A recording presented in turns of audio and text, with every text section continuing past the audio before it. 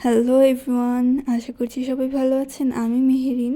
আজকে একটা নতুন রেসিপি নিয়ে আপনাদের কাছে চলে এসেছি। এটি আমার আম্মুর হাতের অনেক স্পেশাল একটা রেসিপি, খেতে যেমন মজা দেখতেও কিন্তু তেমন সুন্দর।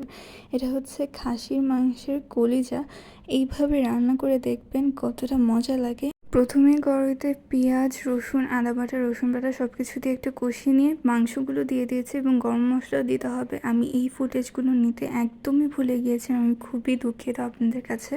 কিন্তু আমি দেখিয়ে দিচ্ছি যে কিভাবে রান্না হচ্ছে। এটা খুব ভালো করে এই মশলাগুলোর সাথে মাংসটা কষাতে হবে এবং শুকনো মরিচগুলো দিয়ে দিতে হবে বিচি ছাড়িয়ে। এরপর কাঁচামরিচ আর টমেটো দিয়ে দিতে হবে এবং কষাতে হবে খুব ভালো করে। এই মাংসটা যত কষাবেন ততই কিন্তু মজা লাগবে।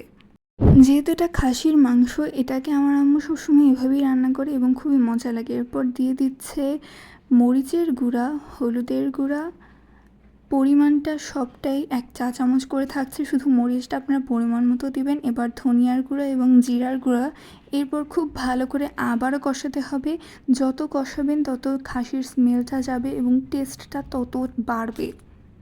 এই মাংসটা মূলত কষানোর উপরেই রাখতে হবে। এরপর সামান্য পানি দিয়ে আবারও কষাতে হবে এবং ঢাকা দিতে হবে কিছুক্ষণের জন্য। কিছুক্ষণ পরে ঢাকনা খুলে আবারও এটাকে কষিয়ে নিতে হবে। এই মাংসটা দিয়ে আজকে আমি দুটো রেসিপি আপনাদের দেখাবো। প্রথমটা এই ভিডিওতে কলিজা দিয়ে দেখাবো এবং দ্বিতীয়টা থাকবে দ্বিতীয় পর্বের ভিডিওতে খাসির মাংস দিয়ে ডাল রান্না। সামান্য ঝোল দিয়ে আবারও ঢেকে এটাকে কষাতে হবে। এটা মূলত কষানোর উপরই রাখতে হবে। যত কষাবেন এর মধ্যে গন্ধটা চলে যাবে এবং খেতে কিন্তু ততটাই বেশি ভালো লাগবে। একবারে কিন্তু অনেকটা পানি দেওয়া যাবে না, তাহলে কিন্তু পানসে পানসে লাগবে। অল্প অল্প করে পানি দিতে হবে, কষাতে হবে এবং ঢাকনা দিয়ে রাখতে হবে। তাহলেই কিন্তু এটা খেতে অত্যন্ত সুস্বাদু হবে। দেখতেই পাচ্ছেন এর মাঝেই কিন্তু খুব সুন্দর একটা কালার চলে এসেছে, তবে এতে আরও সুন্দর কালার এবং ফ্লেভার্স অ্যাড হবে পরবর্তীতে।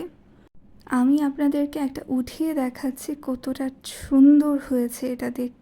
ওই যে বলেছিলাম এটা থেকে দুটো রেসিপি হবে, এই জন্যই এর মধ্যে থেকে কিছু কিছু আমরা তুলে রেখে দিচ্ছি এবং কলিজাটা এর মধ্যে অ্যাড করে দিচ্ছি। এটা খেয়ে মনেই হয়নি যে এটা খাসির কলিজা।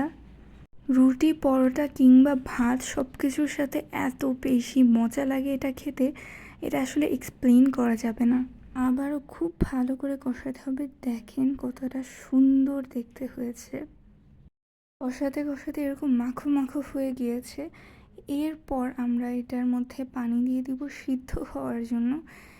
কিন্তু এর আগে আরও ভালো করে কিছুক্ষণ কষিয়ে নিব আমরা। দেখতে পাচ্ছেন যে মশলার উপরে তেল ভেসে উঠেছে। এবার আমরা সিদ্ধর জন্য পানি দিয়ে দিব। মাংস আর কলিজাগুলো সিদ্ধ হওয়ার পর কিন্তু আবারও কষিয়ে নিচ্ছি। প্রায় 40-45 মিনিট এটাকে আমরা কষিয়েছি। তারপর দেখেন কত সুন্দর একটা রং এসেছে। সাধারণত কিন্তু কলিজায় এত সুন্দর রং আসে না, কালচে কালচে একটা ভাব থাকে। এরপর কিন্তু আমরা ঝোলের জন্য পানিটা দিয়ে দিব এবং প্রয়োজন মতো ঝোল রেখে এটাকে আমরা নামিয়ে নিব। জাস্ট কালারটা দেখেন। এরপর এর জন্য আমরা বাগার তৈরি করব। বাগারটা কিন্তু একদম মাস্ট। এটা দিলে এটার টেস্ট আর ফ্লেভার সব কিছুই অনেকটা বেড়ে যাবে। পেঁয়াজ আমরা সরিষার তেলে ভেজে নিচ্ছি। লাল লাল করে ভেজে নিয়ে নামিয়ে রাখা যে কলিজা আর মাংসটা রয়েছে সেখানে কিন্তু আমরা দিয়ে দিব। আমি আর কি বলবো, আপনারাই দেখেন কত সুন্দর একটা কালার হয়েছে। আর বাগারটা দেওয়ার পর যে কি সুন্দর একটা স্মেল আসছিল, এটা আপনারা রান্না করলে তবেই বুঝতে পারবেন। একটু হালকা করে নেড়ে চেড়ে এটাকে মিশিয়ে নিচ্ছি এবং সামান্য পরিমাণ টালা জিরার গুঁড়ো আমরা এখানে ব্যবহার করেছি।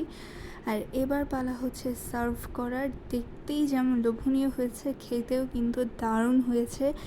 একবার আপনারা বানিয়ে দেখবে, এটা আমার রিকোয়েস্ট আপনাদের কাছে। দেখেন কালারটা কত সুন্দর এসেছে এবং খেতে যে কি দারুণ হয়েছিল আমি আসলে আপনাদেরকে বোঝাতেই পারবো না। পরোটা দিয়ে তো একদম পুরো মারাত্মক লাগছিল খেতে। আমি তো গরম গরম চালের রুটি দিয়ে খেয়েছি এই কলিজা ভুনাটা।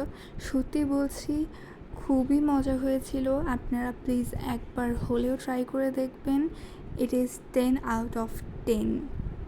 আর আমার ভিডিওগুলি ভালো লাগলে অবশ্যই সাবস্ক্রাইব করবেন, লাইক শেয়ার কমেন্ট করে আপনাদের মতামত জানাতে আমাকে একদমই ভুলবেন না। দেখেন মাংসটা কতটা নরম, তুলতুলে, গরম, এই জন্য আমি আসলে ধরতে পারছিলাম না ভালো করে, কিন্তু দেখেন কতটা তুলতুলে। অনেকক্ষণ ধরে এটাকে কষানো হয়েছে, তারপর অল্প অল্প করে পানি দিয়ে আমরা এটাকে রান্না করেছি, এই জন্য মাংসটাও অনেক তুলতুলে আর খেতেও অনেক মজা হয়েছে। So thank you.